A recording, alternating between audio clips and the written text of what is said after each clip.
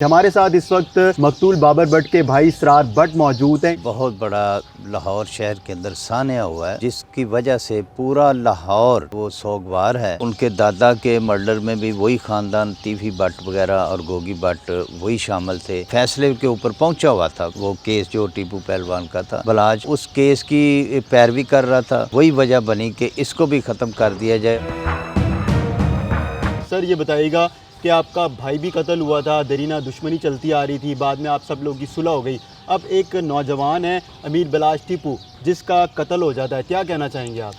جی، سب سے پہلے تو میں یہ کہوں گا کہ یہ ایک بہت بڑا لاہور شہر کے اندر سانحہ ہوا ہے جس کی وجہ سے پورا لاہور شہر جو ہے وہ سوگوار ہے، اور میں سمجھتا ہوں کہ یہ جو دشمنیوں کا سلسلہ ہے یہ ختم ہونا چاہیے۔ یہ بہت بڑا ایک سانحہ ہوا ہے اور پورا شہر دیکھیں پریشان ہے، ہر آنکھ اشکبار ہے اور جوانی کی یہ موت ہے۔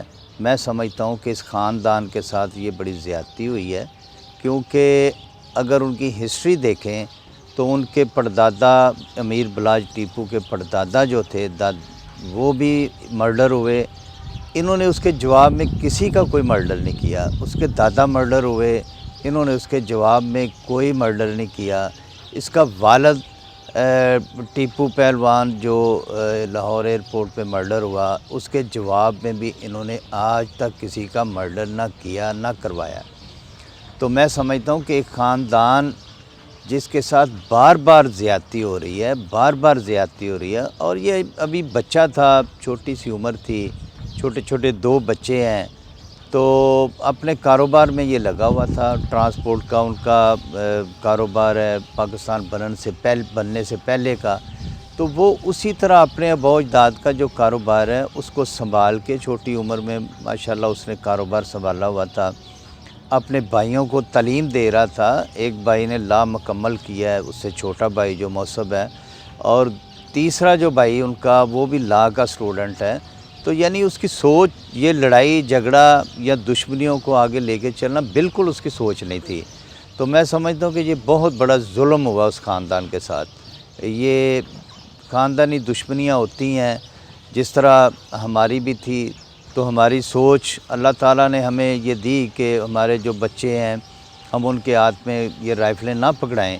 تو الحمدللہ ہم نے 2-3 خاندان ہم آپس میں تھے، صلح ہوئی ہیں، اور الحمدللہ آج ہم سیاسی طور پہ بھی ایک جگہ پہ کھڑے ہیں۔ جب بھی اس قسم کا کوئی واقعہ پیش آیا ان کے گھر میں تو مقدمہ جو ہے ایک ہی گروپ کے خلاف درج ہوا، گوگی بٹ اور ٹیفی بٹ کے خلاف، اور ابھی بھی بلاج کا جو قتل کا مقدمہ ہے وہ بھی ان کے خلاف درج ہوا ہے۔ جی بالکل، یہ دیکھیں سارا شہر جانتا ہے، سارا پاکستان جانتا ہے کہ ان کے دادا کے مرڈر میں بھی وہی خاندان ٹیفی بٹ وغیرہ اور گوگی بٹ وہی شامل تھے۔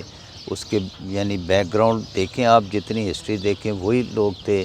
پھر جب ٹیپو پہلوان کا مرڈر ہوتا ہے تو اس میں بھی وہی شامل تھے، اور اس میں وہ چلان بھی ہوئے، وہ کیس کا بھی ٹرائل بھی چل رہا تھا، اور وہ میرا خیال فیصلے کے اوپر پہنچا ہوا تھا وہ کیس جو ٹیپو پہلوان کا تھا۔ تو شاید وہی وجہ کہ یہ اس کیس کی پیروی کر رہا تھا بلاج، تو شاید وہی وجہ بنی کہ اس کو بھی ختم کر دیا جائے، اور وہ جو ٹیپو کا کیس چل رہا ہے وہ اس کے جانے کے بعد وہ ختم ہو جائے۔ یہ لڑائی تھم جائے گی یا پھر آپ دیکھ رہے ہیں کہ آگے اور بھی اس قسم کے واقعات ہوں گے؟ دیکھیں، جس خاندان کے ساتھ ظلم ہوتا ہے تو ظاہر ہے وہ خاندان ایسے واقعات کو بھولتا تو نہیں ہے جو اس تکلیف سے گزرتا ہے۔ تو میں سمجھتا ہوں کہ پھر بھی میں اپنے یہ میری تجویز ہوگی، یہ میں سب سے درخواست بھی کروں گا کہ خدا را ایسے واقعات کو، ایسی دشمنیوں کو روکنا چاہیے، ختم کرنا چاہیے۔ کئی صدیوں سے آپ دیکھیں کہ اس خاندان میں قتل ہو رہے ہیں اور مقدمہ ایک ہی گروپ کے خلاف درج ہوتا ہے، کیا وجہ ہے کہ ان تک ابھی تک پولیس ہاتھ نہیں ڈال پا رہی ہے، کوئی مضبوط شواہد نہیں ملتے ہیں، سزا نہیں ہو پاتی ہے؟ اس طرح تو اس مقدمے میں بھی اگر وہ بری ہو جائیں گے تو پھر کوئی قتل ہو جائے گا۔ جی اس بارے تو دیکھیں، یہ تفتیش جو ہوتی ہے وہ یعنی جو شاہدین ہوتے ہیں، جو گواہ ہوتے ہیں، اور اس میں بہت ساری ٹیکنیکل وجوہات بھی ہوتی ہیں جس کا فائدہ ملزم اٹھاتے ہیں۔ تو اس طرح ملزم فائدہ اٹھاتے ہوئے بری بھی ہو جاتے ہیں، کیسز سے نکل بھی جاتے ہیں۔ تو میں سمجھتا ہوں کہ اس کے اوپر قانونی طور پہ بھی جو گناہ گار ہو اس کے خلاف ایسے مطلب قانون ہونا چاہیے، گرفت ہونی چاہیے کہ اس کو ریلیف نہ ملے، تاکہ اس کو کیے کہ اس کو سزا ملے۔ جب سزا ملے گی تو پھر ہو سکتا ہے کہ یہ ایسے واقعات کم ہونے شروع ہو جائیں، ختم نہ ہوں مگر کم ہونے شروع ہو جائیں۔ اگر ان کو انصاف ملا ہوتا، اگر اس کے پردادے کے ملزمان کو سزائے موت ہوتی، اس کے دادے کے ملزمان کو ایسی سزائیں ملتی، اس کے والد کے کیس میں اگر ایسی سزائیں ملتی تو یہ ہو سکتا ہے کہ یہ واقعہ نہ ہوتا۔ تو آخری دفعہ آپ کی امیر بلاج ٹیپو سے کب ملاقات ہوئی تھی اور کیا گفتگو ہوئی تھی؟ جب سہیل شوکت بٹ صاحب کو اس حلقے میں 151 میں مسلم لیگ نون نے نامزد کیا تو اسی طرح سارے دوست، خاندان، رشتہ دار، عزیز و اقارب اکٹھے ہو گئے کہ یار 20-25-30 سال کے بعد آپ لوگوں کی صلح ہوئی ہے تو ہم سب یہ چاہتے ہیں کہ آپ سیاسی طور پہ بھی ایک پلیٹ فارم پہ آ جائیں، اور تاکہ ایک دوسرے کے آمنے سامنے آپ الیکشن نہ لڑیں، تو دوبارہ یہ ایسی کوئی خدا نخواستہ ایسا واقعہ نہ ہو جائے کہ آپ پھر دشمنی کی اس آگ میں پھر اس کی لپیٹ میں آپ آ جائیں۔